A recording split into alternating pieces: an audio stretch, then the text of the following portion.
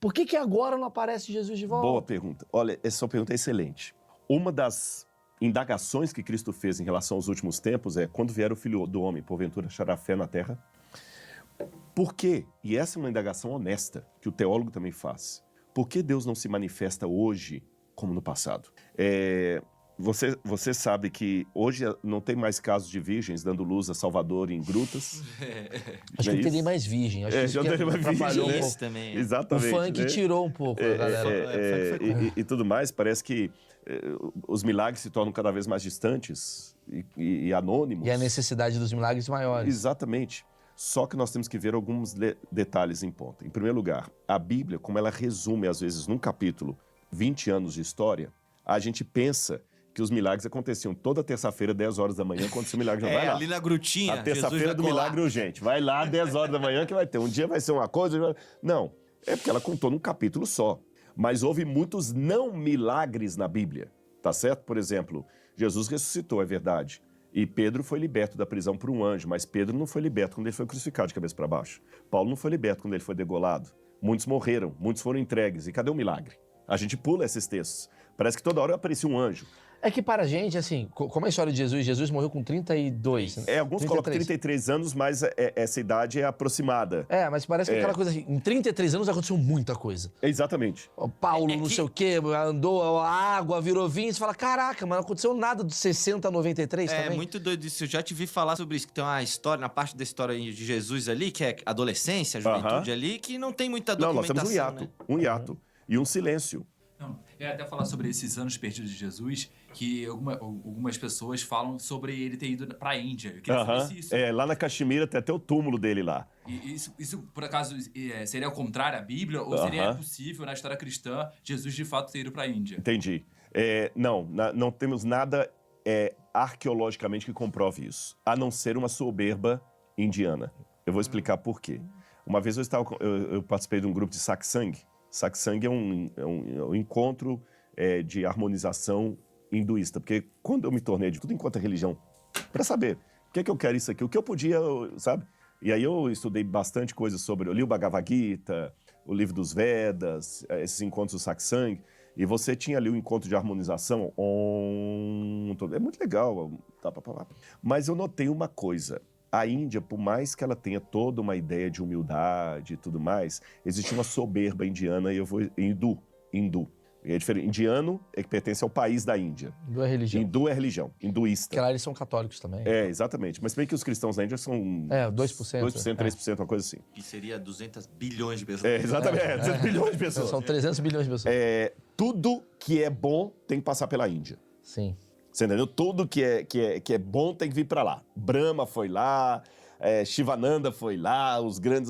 O único que eles reconhecem como grandioso, mestre, que não passou por lá foi Jesus.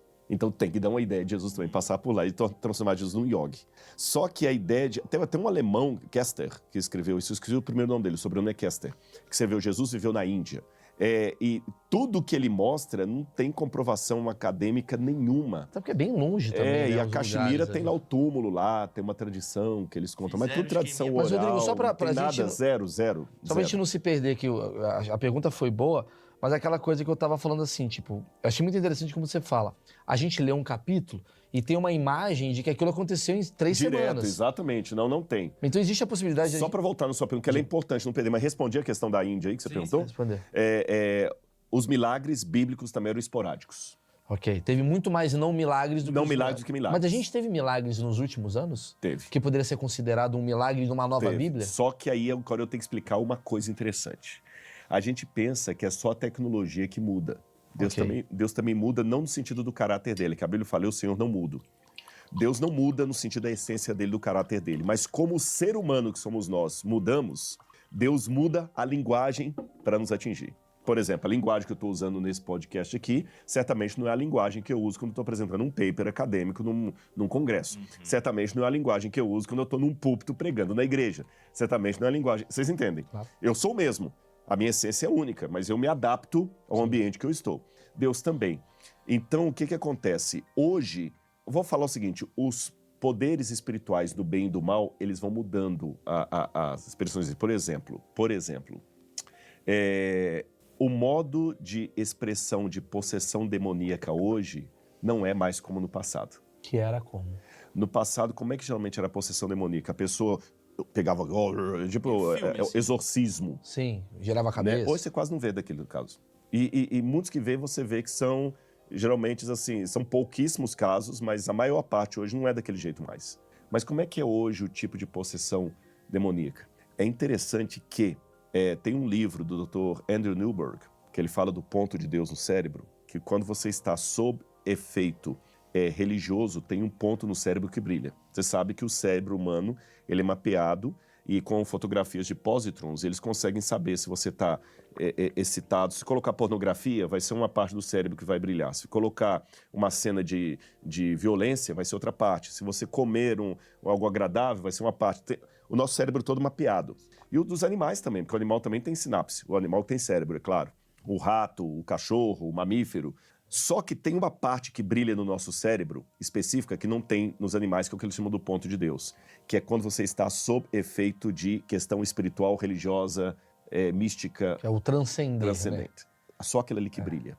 E é interessante que quando a pessoa está sob efeito de alguns tipos de drogas, brilha no mesmo lugar. E é curioso que você dificilmente vê alguém sob efeito de drogas tendo uma alucinação para o bem. É uma possessão demoníaca atualizada. Seria as drogas. É verdade, né? O cara nunca bebe e fala, vou dar uma cesta básica pra aquela galera. Exatamente. Sempre Você pode olhar, ruim. o bagulho é ruim. O bagulho é ruim. Você tá entendendo? No passado, com outra medicina, você expulsava... Até as drogas que são consideradas, digamos assim, ayahuasca, por exemplo. Pois é, a pessoa tem transes místicos e eles são perigosos. Porque, sabe uma coisa? Se eu sou seu amigo mesmo, qualquer contrato que eu fizer com você vai ser na lucidez. Se eu aproveitar a sua assinatura no momento que você tá mal, eu não sou seu amigo. Mas e o vinho que Jesus bebia? Boa pergunta. Muita gente fala, não deixa o vinho passar não, Maurício. Bota ele contra a parede. Pode botar, vamos lá. Passar Não, e faz pano, sentido. Jesus vai lá, cabernet sauvignon. Antes de passar pano,